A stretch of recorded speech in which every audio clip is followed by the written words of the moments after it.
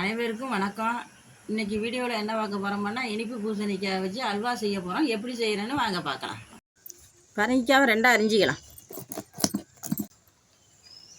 இந்த பூசணிக்காய் உள்ள தோல் விதையை எல்லாத்தையும் நீக்கிக்கலாம்.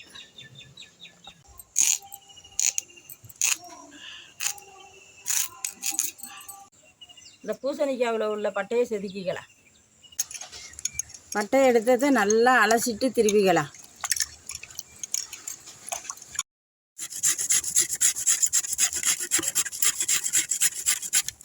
அவ்வளோதான், திரியாச்சு. ஒரு அரை டம்ளர் தண்ணி ஊற்றி வேக வச்சுக்கலாம்.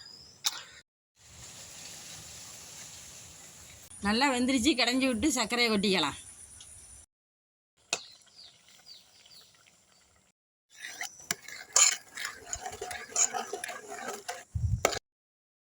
மாதிரி பூசணிக்காய் அல்வா நீங்களே செஞ்சு சாப்பிட்டு பாருங்கள். சூப்பராக இருக்கும். இந்த வீடியோ பிடிச்சிருந்தனா லைக் பண்ணுங்கள், கமெண்ட் பண்ணுங்கள். சுதா சமையலுக்கு சப்ஸ்கிரைப் பண்ணுங்கள்.